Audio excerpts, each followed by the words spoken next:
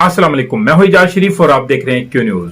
पाकिस्तान तहरीक इंसाफ के चेयरमैन इमरान खान ने कहा है कि ये लॉन्ग मार्च किसी की हुकूमत को गिराने या अपनी हुकूमत लाने के लिए नहीं है, या ये हमारे जाती मफाद के लिए नहीं है। इमरान खान ने कहा है कि जुमे के रोज हम लोग लिबर्टी चौक से हकीकी आजादी मार्च शुरू कर रहे हैं। ये लॉन्ग मार्च किसी जाती मफाद के लिए नहीं, ये लॉन्ग मार्च किसी की हुकूमत को गिराने या अपनी हुकूमत लाने के लिए नहीं। ये लॉन्ग मार्च अंग्रेज से हासिल की गई आजादी के बाद हकीकी आजादी के लिए है। हम ऐसी हकीकी आजादी चाहते हैं जिसमें पाकिस्तानी अपने फैसले खुद करें।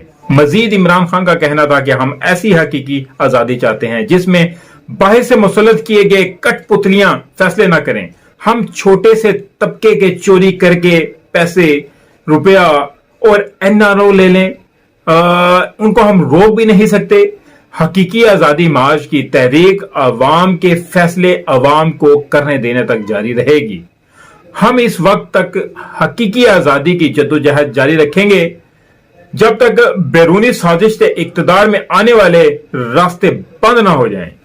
हमारी हुकूमत बैरूनी साजिश मीर जाफर, मीर सादक ने मिलकर गिराई। मजीद इमरान खान ने कहा कि जिंदा माशरे और मरे हुए माशरे में क्या फर्क होता है। इंसान तो जेल में भी जिंदा रह लेते हैं। सोशल मीडिया इंसानी तारीख में इनकलाब ला रहा है। अमेरिका में कोई इसराइल के खिलाफ बात नहीं कर सकता। वो मीडिया हर बात जो है वो मीडिया पर नहीं आने देता। लाखों कश्मीरी शहीद हो चुके हैं, लेकिन मगरबी मीडिया ने किसी ने भी उसको नहीं दिखाया, ना ही कश्मीर के बारे में दिखाया और ना ही फलस्तीन का वो दिखाते हैं। मजीद उन्होंने इमरान खान ने कहा कि सोशल मीडिया ने अपनी ट्रेंड को बदल दिया है। जब हमारी हुकूमत बैरूनी साजिश अंदरूनी मीर जाफर और मीर सादक ने मिलकर गिराई तो सोशल मीडिया ने दिखाया।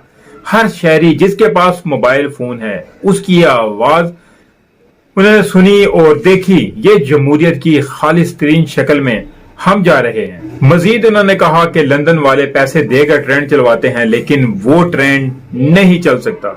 हुक्मरानों ने 1100 अरब रुपए माफ करवा लिए। इंसानों के माशरे में हुक्म है ना इंसाफी का मुकाबला करो।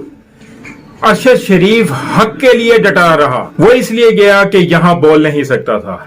कल से जद्दोजहद हकीकी आजादी का जहाद है। समझें कि ये जहाद कर रहे हैं हम लोग। इससे कबल लाहौर बार की तकरीब से खिताब करते हुए इमरान खान ने कहा कि ये हतमी और फैसला कुन जंग है। कल मैं हकीकी आजादी मार्च का आगाज करने जा रहा हूं और लाहौर से मेरे मार्च का आगाज होगा। मैं इस कौम के लिए ये जंग लड़ रहा हूं। लाहौर बार भी इस मार्च में भरपूर शिरकत करेगा। पंजाब हुकूमत को कहूंगा कि वकला प्रोटेक्शन बिल मंजूर करे, वकला के हस्पताल के लिए ये रकम जारी की जाए।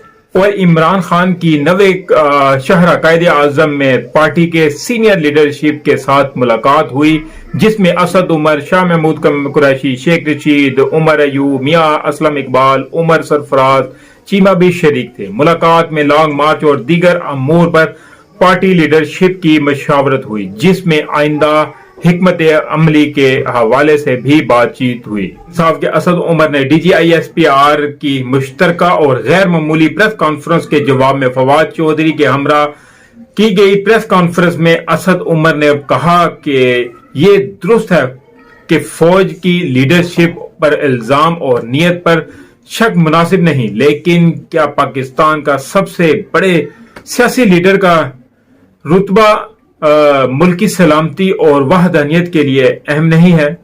इस बात पर गौर करने की जरूरत है कि जो लोग हमेशा अदारों के साथ खड़े होते हैं और इनका दिफा करते हैं, वो क्यों सवाल उठा रहे हैं। उन्होंने कहा कि फौज आईनी किरदार के अंदर रहना चाहती है, ये अच्छी बात है। मुलाकातों में गैर आईनी मुतालबा किया गया। जो मुतालबा किया गया वो 1000 दफा इमरान खान और PTI क़यादत कौम के सामने दोहरा चुकी है। असद उमर ने कहा कि इसमें कोई शक नहीं है कि फौज सियासी निजाम पर असर रखती है और आपसे ये कहना है कि आप असर रसूख रखते हैं, آپ اس اثر و رسوخ کو استعمال کریں تو اس سے آپ کو اتفاق ہو یا نہ ہو مگر یہ غیر آئینی مطالبہ ہے۔ بند کمروں میں وہی باتیں ہوئی جو عمران خان نے جلسوں اور ٹی وی چینلز پر کہی۔ انہوں نے کہا کہ پاکستان نفرتوں کی وجہ سے ٹوٹتا تھا، لیکن کیا یہ سوچا گیا کہ نفرتیں پیدا کیوں ہوئی تھیں؟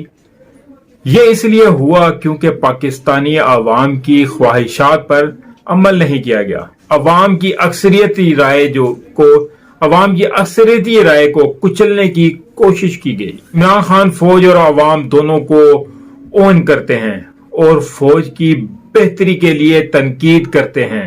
عمران خان کا یقین ہے مضبوط فوج ملک کی ضرورت ہے۔ انہوں نے کہا کہ کبھی بیرونی ملک بیٹھ کر پاک فوج کے خلاف بات نہیں کی اور نہ ہی بھارتی وزیر اعظم سے چھپ کر ملاقاتیں کی۔ فواد چودھری کا کہنا تھا کہ ہم سے زیادہ فوج سے ہمدردی کس کو ہوگی؟ فوج کی لیڈرشپ کے ساتھ ضروری ہے کہ سیاسی لیڈرشپ کی بھی عزت ہو۔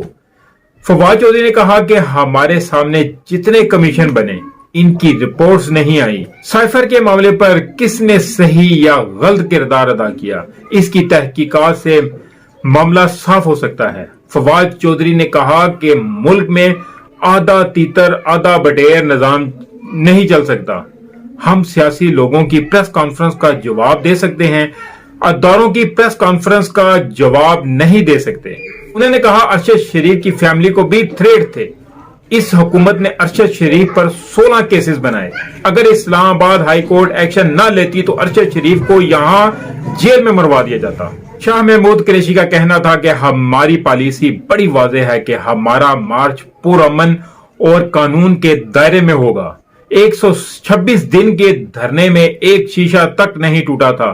لانگ مارچ پرامن ہوگا، گھبرانے کی ضرورت نہیں ہے۔ شاہ محمود قریشی نے کہا کہ کل ہمارے ایک ساتھی نے پریس کانفرنس کی جو خوف پھیلانے کے لیے تھی۔ اس حوالے سے پارٹی نے فیصل واوڈا کو شو کا نوٹس کر دیا ہے۔ مزید کہا کہ آئین کا دفاع کرتے آئیں اور کرتے رہیں گے۔ آئین میں تمام اداروں کا رول متعین ہے۔ ان کا کہنا تھا کہ عام انتخابات کرانے سے ملک میں استحکام آئے گا۔ ہم سیاسی عدم استحکام کے قائل نہیں۔ شاہ محمود قریشی نے کہا کہ سفیر نے کہا کہ سائفر میں دھمکی آمیز زبان استعمال کی گئی اور اس پر ڈیمارش کی تجویز دی گئی۔ اب دیکھیں کہ سائفر اور یہ سارے معاملات پروپیگنڈا کر کے وہیں رک گئے ہیں۔ عوام نے عمران خان کی پاپولیشن کو کم نہیں ہونے دیا، وہ جوں کی توں ہے۔ تو خیر ان کا یعنی کہ پی ٹی آئی کا ایک جو بیانیہ ہے وہ جائز ہے کہ صاف اور شفاف الیکشن کی تاریخ دی جائے، تو اس میں لانگ مارچ اور پرامن احتجاج کا حق ہے انہیں، تو وہ استعمال کر رہے ہیں۔ تو دیکھتے ہیں انشاءاللہ کہ ابھی آگے کیا ہوتا ہے، کل سے کیا اپڈیٹس نکلتی ہیں۔ تو جو ہی کوئی نئی خبر آئے گی تو انشاءاللہ پنڈی اسلام آباد کے قریب میں آپ کو ضرور دوں گا۔ اس کے ساتھ ہی مجھے اجازت دیجیے، جس دوست نے ابھی تک میرے چینل کو سبسکرائب نہیں کیا تو چینل کو سبسکرائب ضرور کر لیں اور بیل آئیکن کے بٹن کو بھی ضرور دبا دیں۔ اللہ حافظ۔